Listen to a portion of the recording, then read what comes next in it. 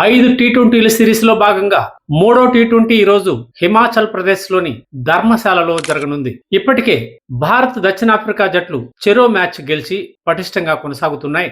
2 మ్యాచ్ల test series ని దక్షిణాఫ్రికా గెలుచుకొని చరిత్ర సృష్టించింది. వన్డే సిరీస్ లో 3 మ్యాచ్ల్లో 2 గెలిచి భారత జట్టు వన్డే సిరీస్ ను నిలుపుకొని పరువు కాపాడుకుంది. ఈ నేపథ్యంలో జరుగుతున్న ఈ టీ20 సిరీస్ లో ఇరు జట్లు సమ ఉజ్జీలుగా కొనసాగుతున్నాయి. ఏదేమైనా భారత జట్టు గంభీర్ కోచ్ గా బాధ్యతలు చేపట్టినప్పటి నుంచి తడబడుతుంది. జట్టులో ఐక్యత కొరబడినట్లు వార్తలు వస్తున్నాయి. కోచ్ గా అందరినీ సమన్వయపరచాల్సిన వ్యక్తి కొందరు ఆటగాళ్ల పట్ల కక్ష సాధింపుతో వ్యవహరిస్తుండడం ఈ దుస్థితికి కారణంగా తెలుస్తోంది.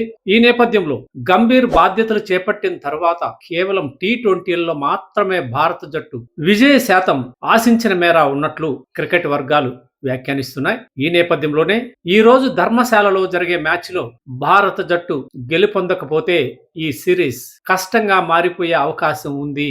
టీ20లలో విజయ పరంపర కొనసాగుతున్న భారత జట్టుకు దక్షిణాఫ్రికా ఆటగాళ్ల నుంచి తీవ్ర ప్రతిఘటన ఎదురవుతోంది. మంచి ఆత్మవిశ్వాసంతో గతంలో ఎన్నడూ లేనంతగా దక్షిణాఫ్రికా జట్టు పటిష్టంగా కనిపిస్తుంది. భారత జట్టులో ఏదో తెలియని లోటు, అనైక్యత స్పష్టంగా కనపడుతూ అది ఆటపై ప్రభావం చూపుతుంది. జట్టు కూర్పులో గౌతమ్ గంభీర్ నిర్ణయాలు చాలా ఇబ్బందికరంగా ఉన్నట్టు, ఉదాహరణగా అక్షర్ పటేల్ ని 3వ స్థానంలో ఆడించడమే తీవ్ర తప్పిదమని క్రీడా వర్గాలు అంటున్నాయి.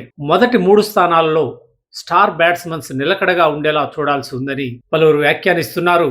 అలాగే కీలకమైన ఆటగాడు శాంసన్ జట్టు నుంచి తప్పిస్తుండడం అతిపెద్ద తప్పుగా పలువురు భావిస్తున్నారు. గిల్ పరుగులేమీ చెయ్యకపోయినా అతన్ని కొనసాగించడం పట్ల పలువురు అభ్యంతరం వ్యక్తం చేస్తున్నారు. గిల్ కోసం సంజు శాంసన్ మంచి ఆల్రౌండర్ ప్రతిభ కలిగిన వ్యక్తి. బ్యాటింగ్ లోను, కీపింగ్ లోను ముందుకు పోయే వ్యక్తిని తప్పిస్తుండడం విచారకరమని అంటున్నారు.